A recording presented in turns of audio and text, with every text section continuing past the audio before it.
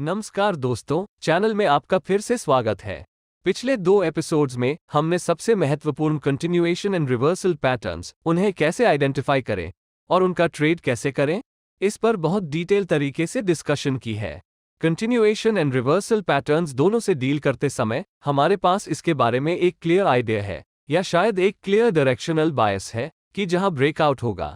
इसका मतलब है कि कंटिन्यूएशन पैटर्न्स के मामले में हम कंसोलिडेशन के बाद प्रीवियस ट्रेंड की डायरेक्शन में ट्रेड करने पर विचार करेंगे, और रिवर्सल पैटर्न्स के लिए हम प्रायर मार्केट ट्रेंड की ऑपोजिट डायरेक्शन में ट्रेड शुरू करने पर विचार करेंगे। लेकिन तीसरे प्रकार का पैटर्न जिस पर हम चर्चा करने जा रहे हैं, उसके साथ कोई डायरेक्शनल बायस नहीं जुड़ा होता है जब ब्रेकआउट या ट्रेड डायरेक्शन की बात आती है। या सरल शब्दों में, पैटर्न का ब्रेकआउट किसी भी डायरेक्शन में हो सकता है, और हम इस पैटर्न के ब्रेकआउट होने से पहले फ्यूचर ट्रेंड डायरेक्शन का जज नहीं कर सकते। चार्ट पैटर्न्स की इस कैटेगरी को न्यूट्रल चार्ट पैटर्न्स या बायलैटरल चार्ट पैटर्न्स कहा जाता है।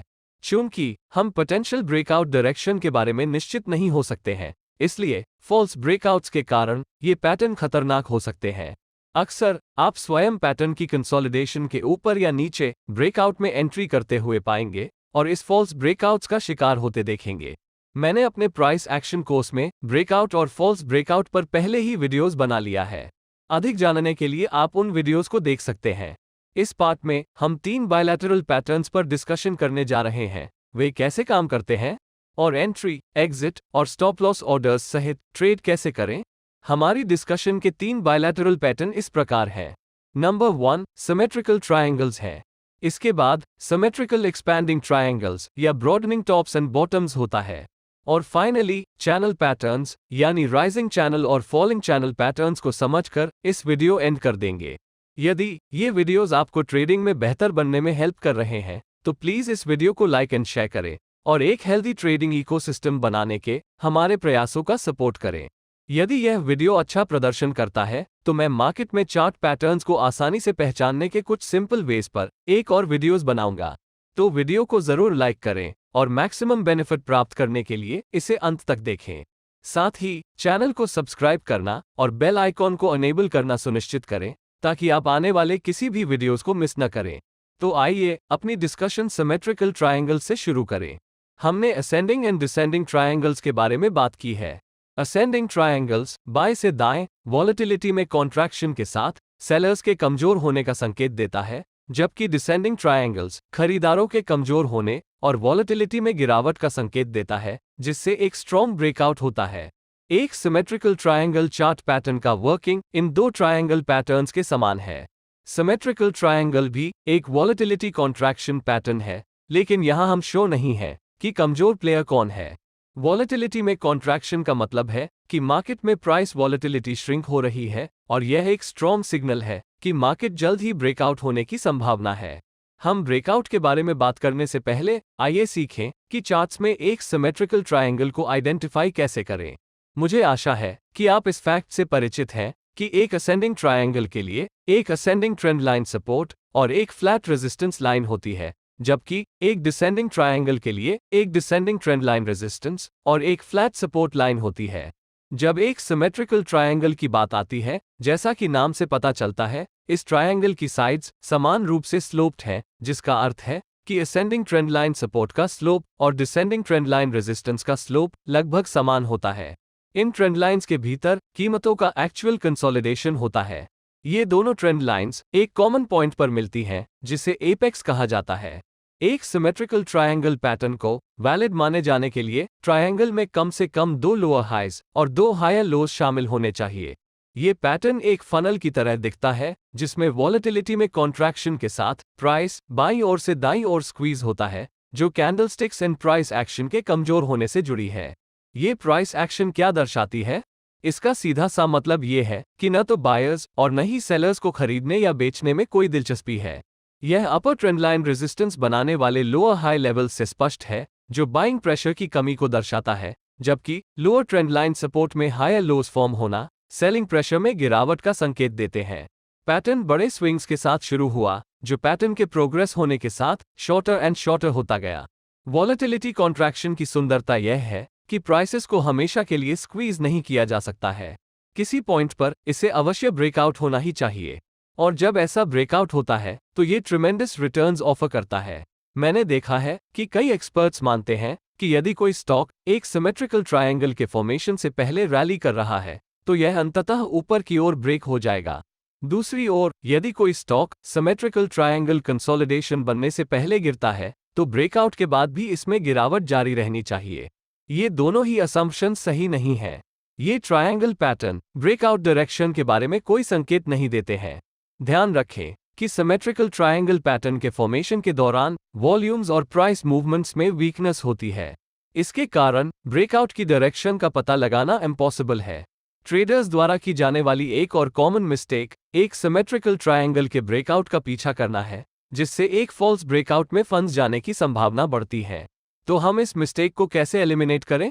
वॉल्यूम इंडिकेटर्स एक बेहतर ट्रेडिंग टूल है जिसका उपयोग आप ब्रेकआउट की पहचान करने के लिए कर सकते हैं। रियल ब्रेकआउट्स आमतौर पर हाई ट्रेडिंग वॉल्यूम और हाई वॉलेटिलिटी के साथ होते हैं, जबकि फॉल्स ब्रेकआउट्स आमतौर पर कम वॉल्यूम्स के साथ जुड़े होते हैं और यह ब्रेकआउट्स की तुलना में एक रेंज की तरह दिखते हैं। चूंकि ट्रायंगल्स का लेवल्स झुका हुआ होता है, ये कभी कभी प्राइस को ट्रायंगल के फ्रेम के बाहर ले आता है।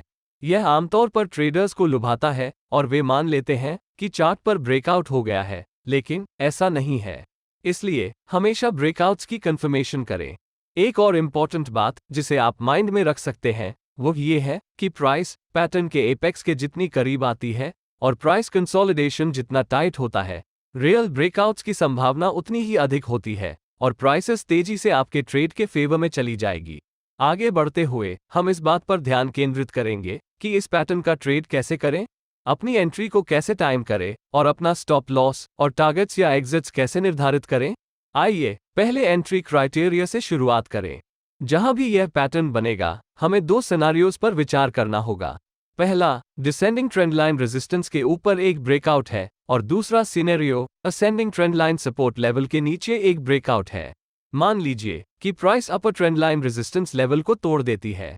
फिर आपके पास 4 पॉसिबल लॉन्ग एंट्रीज अवेलेबल है। पहला अप्रोच बहुत अग्रेसिव है और आइडिया ये है कि जैसे ही प्राइस रेजिस्टेंस ट्रेंड लाइन से ऊपर ब्रेक हो जाए तो लॉन्ग एंट्री की जाए। आपको बस रेजिस्टेंस लेवल के ऊपर एक लिमिट बाय ऑर्डर देना है और जब प्राइस इस लेवल से ऊपर ब्रेकआउट हो जाएगी तो आप इमीडिएटली लॉन्ग ट्रेड कर सकते हैं। यदि ब्रेकआउट रियल है तो यह एंट्री के लिए बेस्ट पॉसिबल प्राइसेस में से एक है, लेकिन यह तरीका बहुत जोखिम भरा है और इसकी बहुत अधिक संभावना है कि यह फॉल्स ब्रेकआउट हो सकता है। दूसरी मेथड पिछले अप्रोच के समान है। एकमात्र अंतर यह है कि आप प्राइस के ब्रेक होने और डिसेंडिंग ट्रेंड लाइन रेजिस्टेंस के ऊपर क्लोज होने का वेट करते हैं। कैंडल क्लोज होने के बाद आप ब्रेकआउट कैंडल हाई से ऊपर एक लॉन्ग ट्रेड पर प्रवेश कर सकते हैं। यह मेथड फॉल्स ब्रेकआउट की चांसेस को कम कर देती है, लेकिन यदि मोमेंटम स्ट्रांग है तो आप बहुत हायर प्राइसेस पर अपना ट्रेड दर्ज करेंगे। यदि आप इन दोनों एंट्रीज से चूक गए हैं तो आप मार्केट में तब भी एंटर कर सकते हैं जब प्राइस पुलबैक आ जाती है या प्राइस पैटर्न की रेजिस्टेंस लाइन का रीटेस्ट करती है। यह आपको ट्रेड में एंटर करने में हेल्प कर सकता है, भले ही आप ब्रेकआउट मूव चूक गए हों। इस मेथड में हमें कीमतों के प्राइमरी पुलबैक बनने या यहां तक कि रेजिस्टेंस टर्न सपोर्ट लेवल का फिर से टेस्ट करने और फिर ब्रेकआउट की डायरेक्शन में आगे बढ़ने का वेट करना होगा। जब प्राइस ऊपर की ओर मूव होने लगे तो आप लॉन्ग पोजीशन ले सकते हैं। ब्रेकआउट कैंडल के क्लोज होने की प्रतीक्षा करने की तुलना में रीटेस्ट बेहतर एंट्री प्राइसेस प्रदान करती है। पुलबैक्स और रीटेस्ट्स आमतौर पर स्मॉल कैंडल से जुड़े होते हैं, लेकिन इस अप्रोच के साथ मुद्दा यह है कि मार्केट हर बार पुलबैक या रीटेस्ट नहीं दे सकता है, खासकर अगर प्राइस मूव का समर्थन करने वाली स्ट्रॉन्ग मोमेंटम हो तो। इसलिए मैं यह आप पर छोड़ता हूं कि आप अपने पसंदीदा एंट्री टाइप का निर्णय लें। यह इस बात पर आधारित होगा कि आप अपने अप्रोच में कंजर्वेटिव हैं या अग्रेसिव। इसके अलावा वॉल्यूम्स और अदर इंडिकेटर्स के साथ ब्रेकआउट को वैलिडेट करना सुनिश्चित करें ताकि ये देखा जा सके कि क्या वास्तव में मार्केट पार्टिसिपेंट्स के बीच प्राइसेस को ऊपर की ओर ले जाने में इंटरेस्ट है। असेंडिंग ट्रेंड लाइन सपोर्ट के नीचे ब्रेकडाउन के लिए भी एंट्री टेक्निक्स समान है, लेकिन यहां हमारा बायस बेरिश है और हम एक शॉर्ट पोजीशन में एंटर करेंगे। तो आप या तो लेवल ब्रेकडाउन होने पर शॉर्ट जाने का विकल्प चुन सकते हैं या आप प्राइमरी पुलबैक या सपोर्ट टर्न रेजिस्टेंस लेवल पर रीटेस्ट की वेट कर सकते हैं और फिर जब प्राइस डिक्लाइन होने लगती है तो शॉर्ट ट्रेड कर सकते हैं। लेकिन अपने आप को फॉल्स ब्रेकआउट ट्रैप से बचाने के लिए पहले वॉल्यूम्स और अन्य मोमेंटम इंडिकेटर्स का उपयोग करके ब्रेकआउट को वैलिडेट करना सुनिश्चित करें। प्रॉपर स्टॉप लॉस कैसे सेट करें ताकि आप बहुत जल्दी स्टॉप आउट न हो? कॉन्सेप्ट सिंपल है। आपका स्टॉप लॉस ऐसे स्थान पर होना चाहिए जहां प्राइस पहुंचने पर आपका ट्रेडिंग सेटअप इनवैलिडेट हो जाएगा। इसका मतलब यह है कि यदि मार्केट आपका स्टॉप लॉस पर पहुंचता है तो आपको ऑटोमेटिकली पता चल जाएगा कि आपका एनालिसिस गलत है। यदि हम रेजिस्टेंस लेवल के ऊपर ब्रेकआउट के लिए स्टॉप लॉस प्लेसमेंट के बारे में बात करते हैं, तो क्या आपको लगता है कि अपना स्टॉप लॉस रेजिस्टेंस लेवल से नीचे सेट करना एक अच्छा आइडिया है? खैर, फेक आउट्स या यहां तक कि डीप विक्स की संभावनाओं को देखते हुए मैं ऐसा नहीं सोचता। आपको इसे और कहां रखना चाहिए? इसके बारे में सोचो। अपना स्टॉप लॉस सेट करने के लिए आइडियल प्लेस कहां है, ताकि यदि मार्केट उस तक पहुंच जाए तो आपको पता चल जाए कि ब्रेकआउट इनवैलिड है। चूंकि पैटर्न हायर स्विंग लोज बनाता है, यदि प्राइस रीसेंट स्विंग लो से नीचे जाती है और लोअर लो बनाती है तो हम श्योर हो सकते हैं कि हमारा एनालिसिस गलत था। तो यह एग्जैक्टली वही प्लेस है जहां आपको अपना स्टॉप लॉस रखने की जरूरत है, यानी रीसेंट स्विंग लो के ठीक नीचे। आप deep stop loss hunting wicks को कॉम्पनसेट करने के लिए रीसेंट स्विंग लो के नीचे 180 आर बफर जोड़कर प्राइस को कुछ ब्रीदिंग स्पेस दे सकते हैं। यही विचार असेंडिंग ट्रेंड लाइन सपोर्ट के नीचे ब्रेकडाउन होने पर भी लागू होता है। आप अपने स्टॉप लॉस को सबसे रीसेंट स्विंग हाई लेवल के ठीक ऊपर रख सकते हैं, या आप एक्स्ट्रा सेफ होने के लिए स्विंग हाई लेवल के ऊपर 180 आर बफर दे सकते हैं। मैक्सिमम प्रॉफिट्स के लिए अपने विनिंग ट्रेड से कहां बाहर निकलें? आप पहले से ही परिचित होंगे कि ऐसी दो टेक्निक्स हैं जिन पर आप विचार कर सकते हैं। पहला ट्रेलिंग स्टॉप लॉस मेथड है और दूसरा है price projection method. Price projection technique यह अनुमान लगाने में मदद करती है कि प्राइस मोमेंटम कहां एग्जॉस्ट हो जाएगी। तो ये सिमेट्रिकल ट्रायंगल चार्ट पैटर्न्स के लिए कैसा काम करता है? पहला, सिमेट्रिकल ट्रायंगल के हाईएस्ट और लोएस्ट पॉइंट्स के बीच की दूरी को मेजर करे, यानी पैटर्न का सबसे वाइडेस्ट पोर्शन को मापे। फिर ब्रेकआउट डायरेक्शन के आधार पर ब्रेकआउट पॉइंट पर इस दूरी को कॉपी और पेस्ट करें। उदाहरण के लिए, एक बुलिश ब्रेकआउट के मामले में इस दूरी को ब्रेकआउट पॉइंट पर रेजिस्टेंस लेवल से ऊपर प्रोजेक्ट करना और एक बेरिश ब्रेकआउट के लिए उसी दूरी को ब्रेकआउट पॉइंट पर सपोर्ट लेवल से नीचे प्रोजेक्ट करना। ये प्राइस प्रोजेक्शन या एक्सपेक्टेड टारगेट लेवल देगा। ट्रेलिंग स्टॉप लॉस की आइडिया ये है कि हमें पता नहीं है कि ट्रेंड कितने समय तक चलेगी, इसलिए हम जहां तक संभव हो सके ट्रेंड पर राइड करने के लिए स्टॉप लॉस को ट्रेल करेंगे, ताकि मार्केट हमारे फेवर में होने पर आपके प्रॉफिट्स को लॉक इन कर सके। तो आप अपने स्टॉप लॉस को ट्रेल कैसे करेंगे? खैर, आप मूविंग एवरेजेस जैसे इंडिकेटर्स का उपयोग कर सकते हैं। उदाहरण के लिए, आप 20 पीरियड, 50 पीरियड या यहां तक कि 200 पीरियड की मूविंग एवरेजेस का उपयोग करके अपने स्टॉप लॉस का ट्रेल कर सकते हैं। यह इस पर निर्भर करता है कि आप बाजार में शॉर्ट टर्म, मीडियम टर्म या लॉन्ग टर्म ट्रेंड पर विचार कर रहे हैं। इसका मतलब यह है कि आप तब तक अपनी पोजीशन बनाए रखेंगे जब तक कि ब्रेकआउट की डायरेक्शन के आधार पर बाजार मूविंग एवरेजेस से ऊपर या नीचे ब्रेक और क्लोज ना हो जाए। एक अधिक मजबूत टेक्निक यह है कि यदि आप ट्रेलिंग स्टॉप लॉस और प्राइस प्रोजेक्शन कॉम्बो बनाते हैं, यानी आप दोनों टेक्निक्स को जोड़ सकते हैं। इसका मतलब यह है कि यदि बाजार आपके पक्ष में चलता है लेकिन यह आपके प्राइस प्रोजेक्शन लेवल तक नहीं पहुंचा है, तो आप अपने ओपन प्रॉफिट्स को लॉक इन करने के लिए मूविंग एवरेजेस का उपयोग कर सकते हैं। इसलिए अगर अचानक रिवर्सल्स भी हो जाए, तब भी जो कुछ प्रॉफिट्स आपके पास है उसको प्रोटेक्ट कर सकते हैं और सब कुछ बाजार को वापस नहीं देते हैं। अब न्यूट्रल पैटर्न्स की दूसरी कैटेगरी की ओर आगे बढ़ें। इस विशेष पैटर्न को अलग अलग नामों से जाना जाता है, चाहे वो सिमेट्रिकल एक्सपैंडिंग ट्रायंगल हो या ब्रॉडनिंग ट्रायंगल पैटर्न या ब्रॉडनिंग टॉप या बॉटम पैटर्न हो। ये पैटर्न सिमेट्रिकल ट्रायंगल पैटर्न के मिरर रिफ्लेक्शन जैसा दिखता है। प्राइस बाईं से दाईं ओर स्क्वीज होने के बजाय ये हर स्विंग के साथ एक्सपैंड होती है। यह एक कारण है कि अन्य चार्ट पैटर्न्स की तुलना में इसको ट्रेड करना कठिन है, क्योंकि लोज और हाइज एक एक करके निकाले जाते हैं। कंसोलिडेशन के एक्सपैंडिंग शेप के कारण इसे मेगाफोन पैटर्न भी कहा जा सकता है। जब इस पैटर्न की पहचान की बात आती है, तो ये पैटर्न अप ट्रेंड या डाउन ट्रेंड के दौरान बन सकता है, और जब यह अप ट्रेंड के दौरान बनता है तो इसे ब्रॉडनिंग टॉप कहा जाता है, और डाउन ट्रेंड के दौरान बनने पर ब्रॉडनिंग बॉटम कहा जाता है। जब प्राइस के वाइडनिंग हाइज और लोज को जोड़ने वाली दो ट्रेंड लाइंस एक दूसरे से डाइवर्ज हो जाती है, तो ये ब्रॉडनिंग टॉप पैटर्न का संकेत है। ये ट्रेडर्स की घबराहट और अनिर्णय को दर्शाता है। भले ही हर प्राइस स्विंग के बाद प्राइस एक्शन स्पष्ट होती है, मार्केट में किसी एक प्लेयर का क्लियर डोमिनेंस नहीं होता है, यानी खरीदार और विक्रेता अपने डोमिनेंस को मजबूर करने की कोशिश कर रहे हैं, लेकिन हर प्रयास का काउंटर किया जाता है, जिसके परिणामस्वरूप इंडिसिजन की स्थिति पैदा होती है। इसके अलावा स्लोपिंग ट्रेंड लाइन के साथ कम से कम 2 प्राइस स्विंग्स होने चाहिए, यानी इसे एक वैलिड पैटर्न मानने के लिए असेंडिंग ट्रेंड लाइन रेजिस्टेंस में कम से कम 2 हायर हाइज और डिसेंडिंग ट्रेंड लाइन सपोर्ट में 2 लोअर लोज होने चाहिए।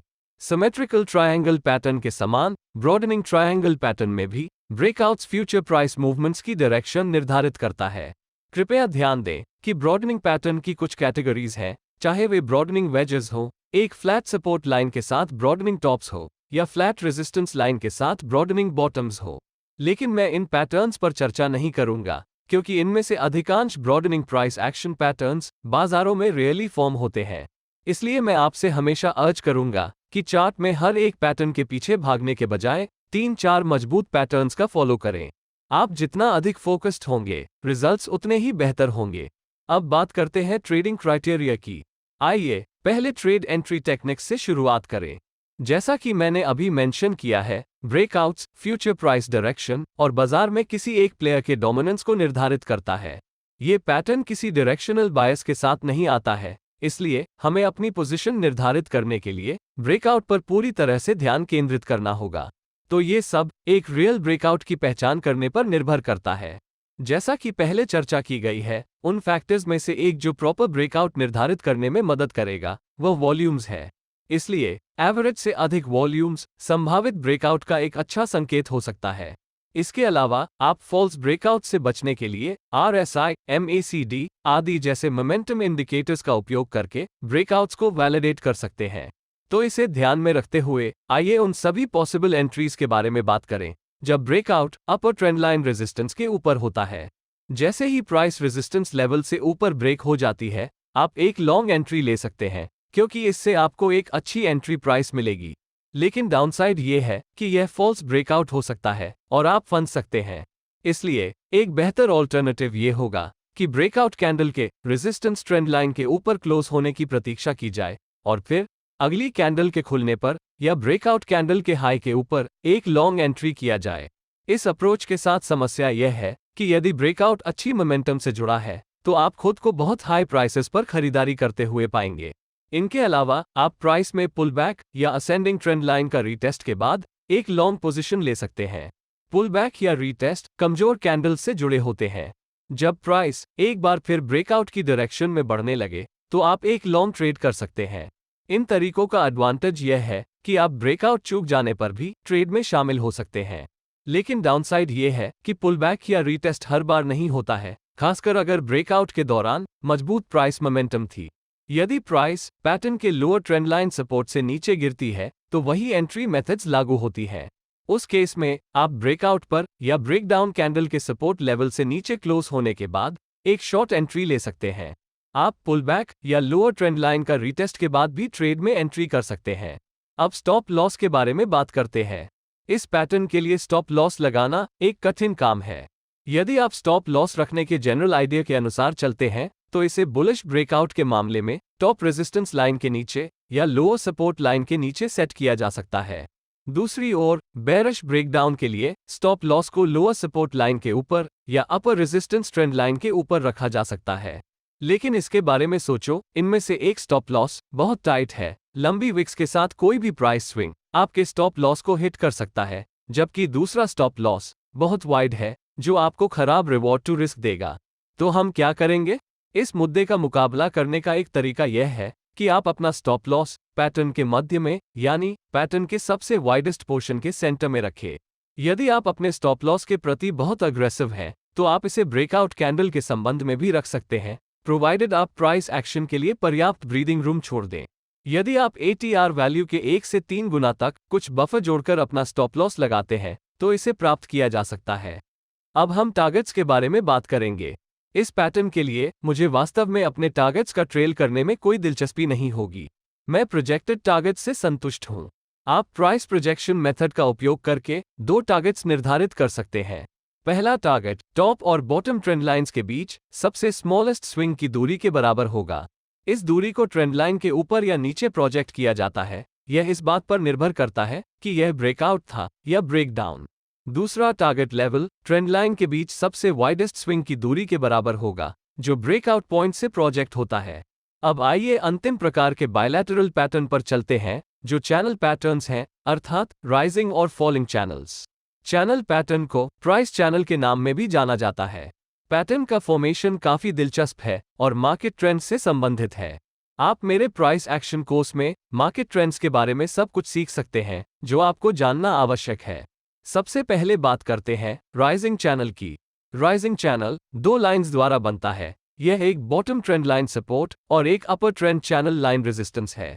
तो स्पष्ट रूप से प्राइस एक अप ट्रेंड में है, और जैसा कि आप पहले से ही जानते होंगे, एक अप ट्रेंड के दौरान प्राइस हायर स्विंग हाइज और हायर स्विंग लोज बनाती है।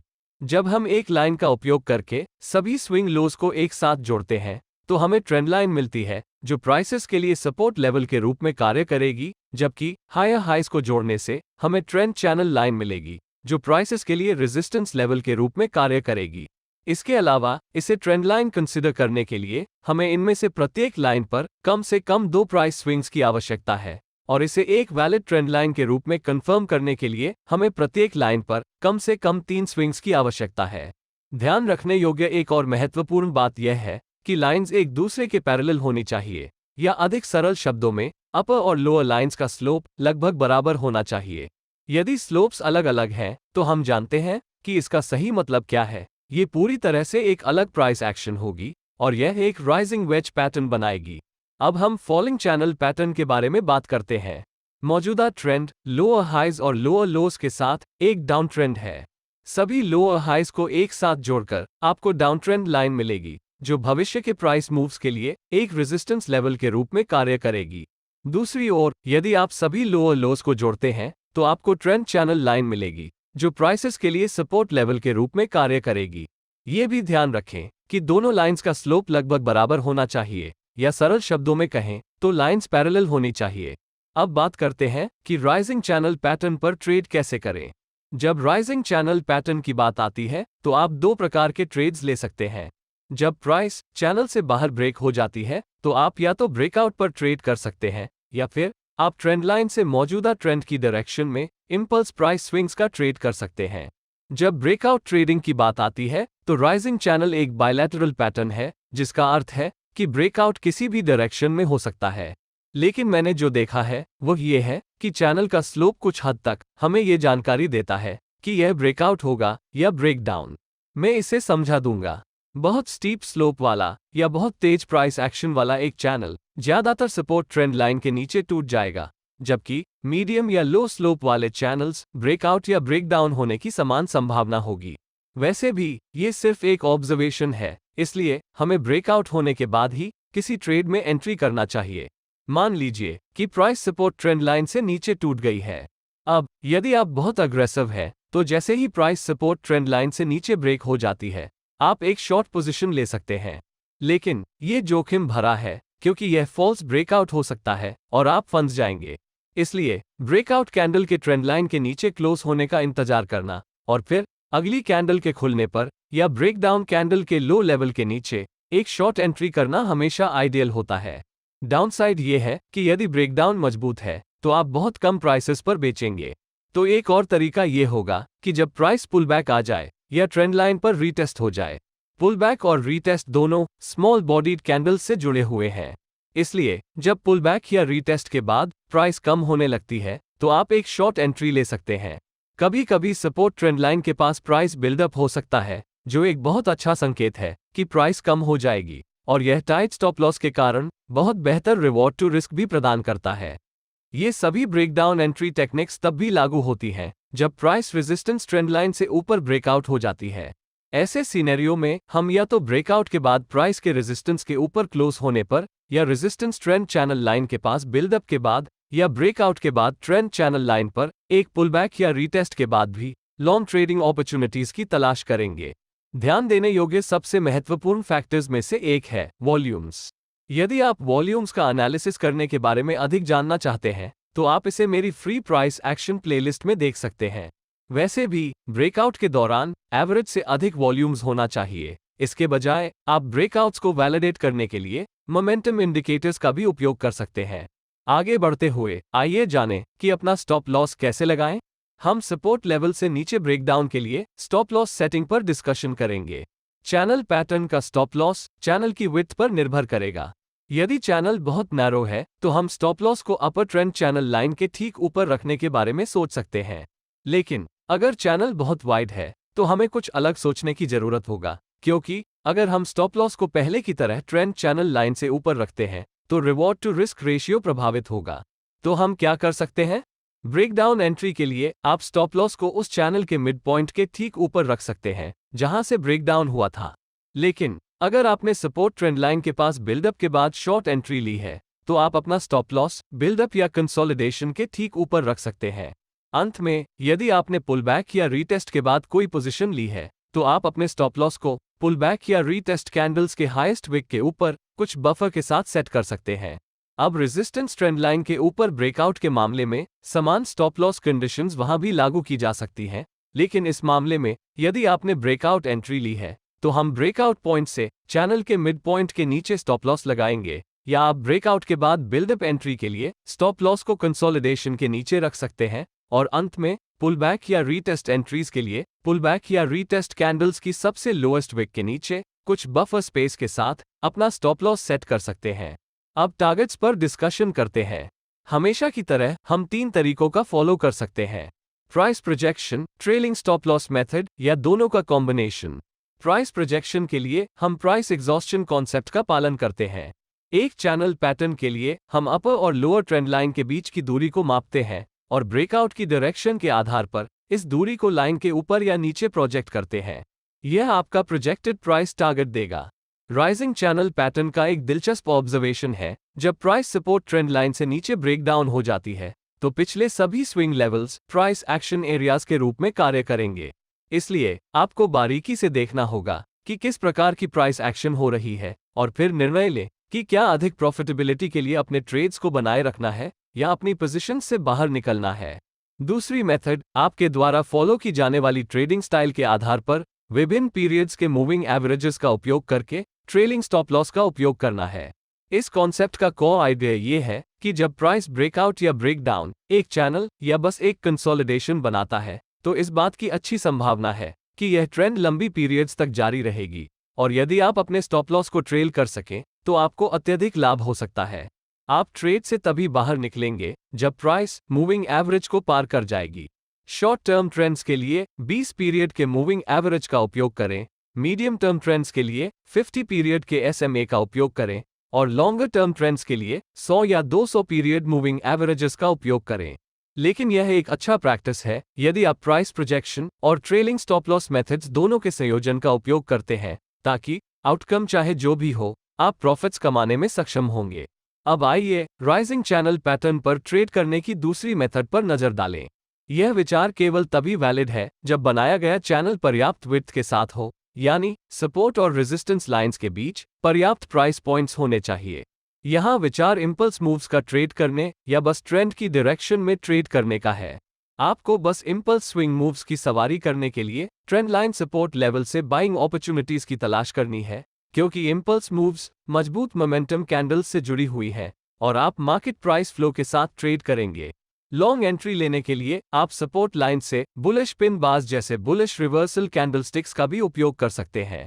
अपने स्टॉप लॉस को पर्याप्त बफर के साथ सपोर्ट ट्रेंड लाइन के नीचे या सपोर्ट लाइन से रिजेक्शन कैंडल की सबसे लोएस्ट विक के नीचे रखें। आपका टारगेट स्पष्ट रूप से रेजिस्टेंस ट्रेंड चैनल लाइन होगा। आप अपर ट्रेंड लाइन से करेक्शन मूव का ट्रेड भी कर सकते हैं, लेकिन मैं आमतौर पर ऐसा करने की अनुशंसा नहीं करता हूं। आइए अब फॉलिंग चैनल पैटर्न के लिए ट्रेडिंग क्राइटेरियाज पर ब्रीफली चर्चा करें। राइजिंग चैनल के समान जब फॉलिंग चैनल पैटर्न की बात आती है तो आप 2 प्रकार के ट्रेड्स ले सकते हैं। जब प्राइस चैनल से बाहर ब्रेक हो जाती है तो आप या तो ब्रेकआउट को ट्रेड कर सकते हैं या फिर आप ट्रेंड लाइन से मौजूदा डाउन ट्रेंड की डायरेक्शन में इंपल्स प्राइस स्विंग्स का ट्रेड कर सकते हैं। जब ब्रेकआउट ट्रेडिंग की बात आती है तो फॉलिंग चैनल एक बायलैटरल पैटर्न है जो दर्शाता है कि ब्रेकआउट किसी भी डायरेक्शन में हो सकता है, लेकिन पहले की तरह चैनल का स्लोप कुछ हद तक हमें यह जानकारी देता है कि यह ब्रेकआउट होगा या ब्रेकडाउन। बहुत अधिक नेगेटिव स्लोप या बहुत स्टीप प्राइस एक्शन वाला एक फॉलिंग चैनल ज्यादातर रेजिस्टेंस ट्रेंड लाइन से ऊपर ब्रेकआउट हो जाएगा, जबकि मीडियम या लो स्लोप वाले चैनल्स ब्रेकआउट या ब्रेकडाउन होने की समान संभावना होगी। वैसे भी ये सिर्फ एक ऑब्जर्वेशन है, इसलिए हमें ब्रेकआउट होने के बाद ही किसी ट्रेड में एंट्री करना चाहिए। मान लीजिए कि प्राइस रेजिस्टेंस ट्रेंड लाइन से ऊपर टूट गई है। अब यदि आप बहुत अग्रेसिव हैं, तो जैसे ही प्राइस रेजिस्टेंस ट्रेंड लाइन से ऊपर ब्रेक हो जाती है, आप एक लॉन्ग पोजीशन ले सकते हैं। लेकिन ये जोखिम भरा है, क्योंकि यह फॉल्स ब्रेकआउट हो सकता है और आप फंस जाएंगे।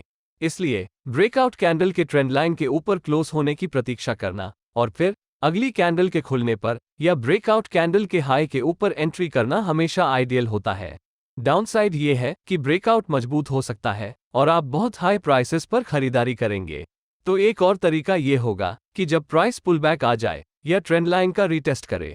इसलिए जब पुलबैक या रीटेस्ट के बाद प्राइस बढ़ने लगती है, तो आप एक लॉन्ग एंट्री ले सकते हैं। कभी कभी रेजिस्टेंस ट्रेंड लाइन के पास प्राइस बिल्डअप हो सकता है, जो एक बहुत अच्छा संकेत है कि प्राइस ऊपर की ओर ब्रेकआउट हो जाएगी, और यह टाइटर स्टॉप लॉस के कारण बेहतर रिवॉर्ड टू रिस्क भी प्रदान करता है। ये सभी ब्रेकआउट एंट्री टेक्निक्स तब भी लागू होती हैं जब प्राइस सपोर्ट ट्रेंड लाइन से नीचे टूटने में कामयाब हो जाती है। ऐसे सिनेरियो में हम या तो सपोर्ट ट्रेंड चैनल लाइन के नीचे ब्रेकआउट और क्लोज होने पर, या सपोर्ट लाइन के पास बिल्डअप के बाद या ब्रेकडाउन के बाद ट्रेंड चैनल लाइन पर पुलबैक या रीटेस्ट होने पर भी शॉर्ट ट्रेडिंग अपॉर्चुनिटीज की तलाश करेंगे। ध्यान देने योग्य सबसे महत्वपूर्ण फैक्टर्स में से एक है वॉल्यूम्स। आप ब्रेकआउट के दौरान एवरेज से अधिक वॉल्यूम का उपयोग करके रियल ब्रेकआउट को वैलिडेट कर सकते हैं। इसके बजाय आप ब्रेकआउट को वैलिडेट करने के लिए मोमेंटम इंडिकेटर्स का भी उपयोग कर सकते हैं। आगे बढ़ते हुए आइए देखें कि स्टॉप लॉस कैसे लगाएं। हम रेजिस्टेंस लेवल से ऊपर ब्रेकआउट के लिए स्टॉप लॉस सेटिंग पर चर्चा करेंगे। जैसा कि पहले मेंशन किया गया है, चैनल पैटर्न का स्टॉप लॉस चैनल की विड्थ पर निर्भर करेगा। यदि चैनल बहुत नैरो है, तब हम स्टॉप लॉस को लोअर ट्रेंड चैनल लाइन के ठीक नीचे रखने के बारे में सोच सकते हैं। लेकिन अगर चैनल बहुत वाइड है, तो हमें एक अलग स्टॉप लॉस के बारे में सोचने की जरूरत है, क्योंकि अगर हम इसे पहले की तरह ट्रेंड चैनल लाइन से नीचे रखते हैं, तो रिवॉर्ड टू रिस्क कम होगा। तो हम क्या कर सकते हैं? ब्रेकआउट एंट्री के लिए आप स्टॉप लॉस को उस चैनल के मिड पॉइंट के ठीक नीचे रख सकते हैं जहां से ब्रेकआउट हुआ था। लेकिन अगर आपने रेजिस्टेंस ट्रेंड लाइन के पास बिल्डअप के बाद लॉन्ग एंट्री ली है, तो आप अपना स्टॉप लॉस बिल्डअप या कंसोलिडेशन के ठीक नीचे रख सकते हैं।